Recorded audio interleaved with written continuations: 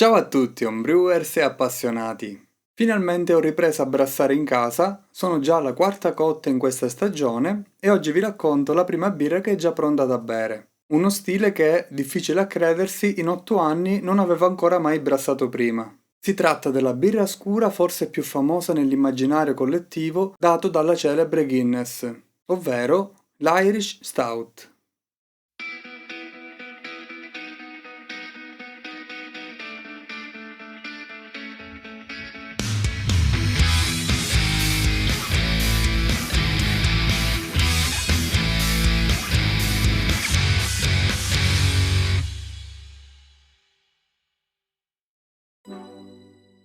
Cotta numero 80, batch da 23 litri, ho studiato una ricetta piuttosto semplice ed equilibrata per questa stout, ho puntato sul range basso di grado alcolico e colore, per non eccedere con le note tostate. Ho preso ispirazione anche dalla stout di Frank di Brewing Bed. Quindi OGD 1039, 34 IBU e 57 BC di colore. Come acqua ho scelto di lavorare come ho fatto con la Porter la scorsa stagione, cioè con un'acqua con un buon contenuto di bicarbonati per evitare che i malti scuri abbassino troppo il pH e si percepisca la loro acidità. Ho aggiunto 23 litri d'acqua senza altre aggiunte di sali.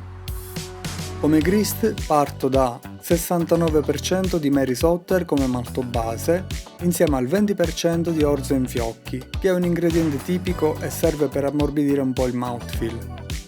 Come malti speciali e torrefatti avevo in mente di caratterizzare con il classico roasted barley accostato ad un pale chocolate della Simpson, che si spinge intorno ai 500 BC di colore.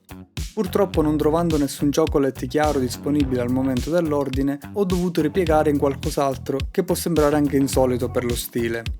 Ho preso lo Special X della Best, un malto tedesco dal colore di circa 400 BC che non avevo ancora provato prima, ma di cui avevo solo letto e studiato. Ne ho parlato nella puntata sui malti speciali. Nonostante il nome, non ha nulla a che fare con il più famoso Special B. Non ha note di frutta matura e frutta appassita. Sulla carta è descritto come un malto dolciastro, ma assaggiandolo sa più di pane e cracker bruciato. Sicuramente anche molto differente dal chocolate chiaro. L'ho inserita all'8%.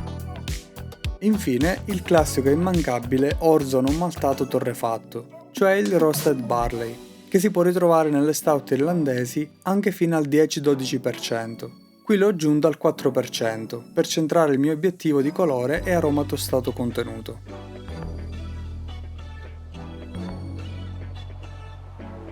Ho fatto il machine e impostato uno step di saccarificazione di 40 minuti a 65 gradi per favorire un mosto abbastanza fermentescibile e non lasciare troppo corpo, che è uno degli elementi chiave per differenziare meglio una stout da una porter.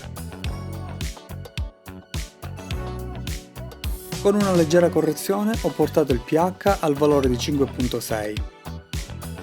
Ho completato con uno step di 10 minuti a 72 gradi e infine un mash out con filtrazione di 10 minuti. Arrivo qui a una densità iniziale di 1,57.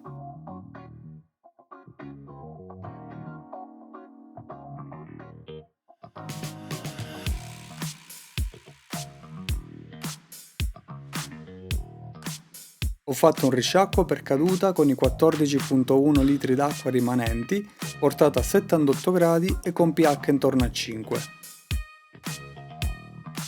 Partita la bollitura di 60 minuti, ho fatto la prima gettata di luppolo East Kent Goldings con apporto di 28 IBU. Seconda e ultima aggiunta a meno 10 minuti con 22 grammi per dare altri 6 IBU e raggiungere i 34 finali. Qui ho aggiunto anche 0,6 grammi di Protafloc. Completato il raffreddamento, ho trasferito in fermentatore.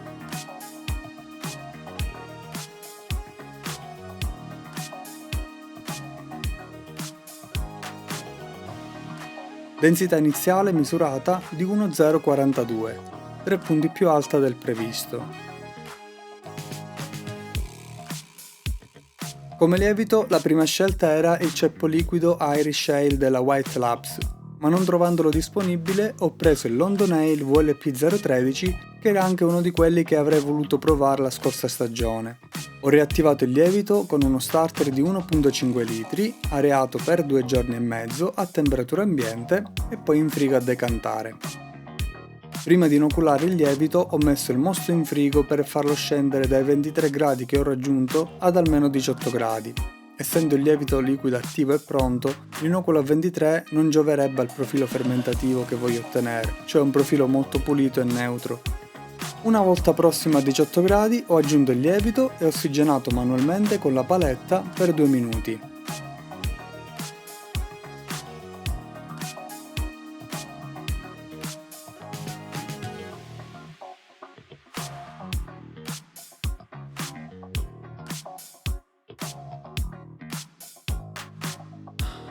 La fermentazione è partita regolarmente poche ore dopo. Ho seguito questo schema di temperature.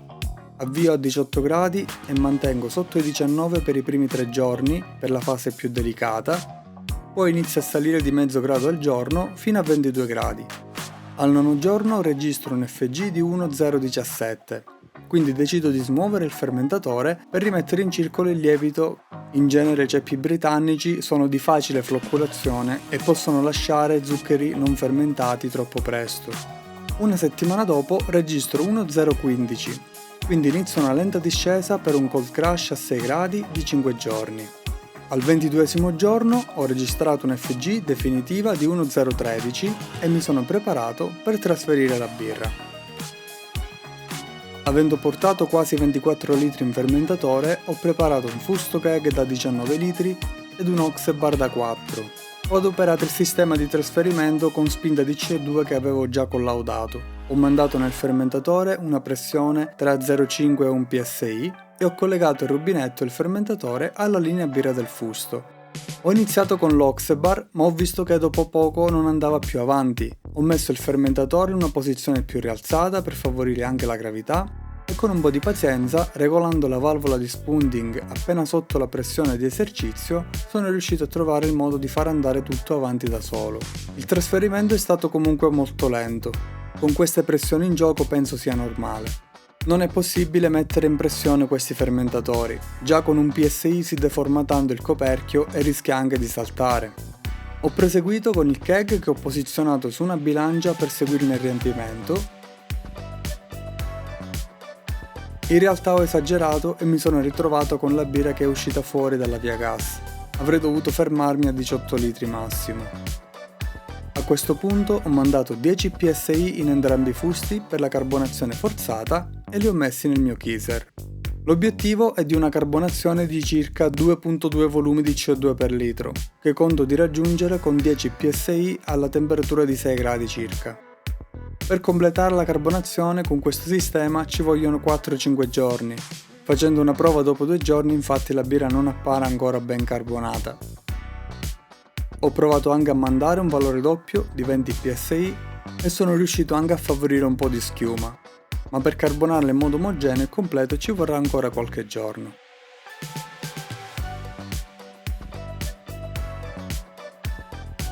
Trascorsi i giorni, vediamo come si presenta la birra appena carbonata ad un primo assaggio.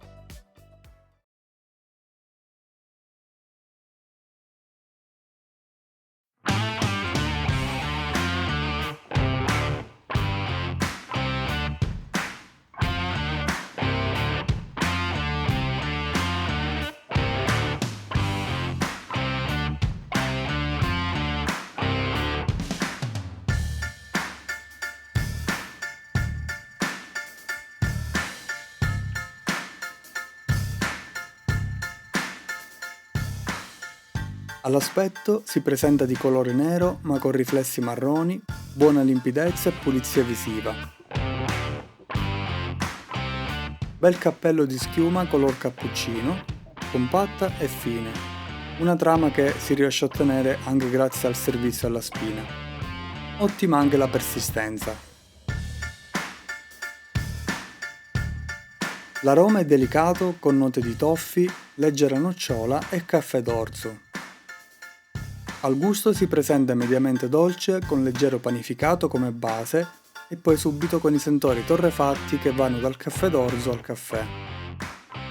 Amaro finale lasciato dai malti torrefatti e lievi note terrose del luppolo.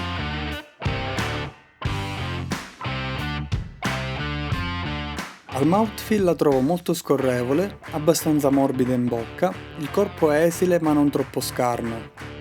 Sul finale si percepiscono con una buona persistenza anche le note torrefatte, piuttosto gentili. Invoglia facilmente la bevuta. La birra mi sembra ben riuscita. Non è una birra che stupisce particolarmente per complessità o intensità, ma si apprezza soprattutto per la pulizia fermentativa, per l'equilibrio nel grist e per la facilità di bevuta.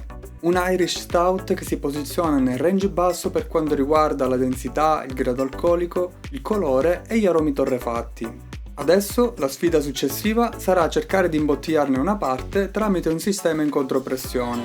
Sarà la prima volta per me con questo nuovo sistema e non so cosa aspettarmi. L'obiettivo è di trasferire la birra in bottiglia senza grandi intoppi e di cercare di favorire una buona produzione di schiuma al termine dell'imbottigliamento che mi servirà per tappare sulla schiuma cercando di inglobare meno ossigeno possibile dentro la bottiglia, perché essendo una birra che non andrà a rifermentare è essenziale che non rimanga neanche una piccola parte di ossigeno. Ve ne parlerò poi in un video successivo. Per il momento, se avete domande, dubbi o suggerimenti sulla cotta sui procedimenti che avete visto, fatemeli qui sotto nei commenti. Se il video vi è piaciuto e volete darmi il vostro supporto, lasciate un like, un hype, iscrivetevi al canale e attivate le notifiche.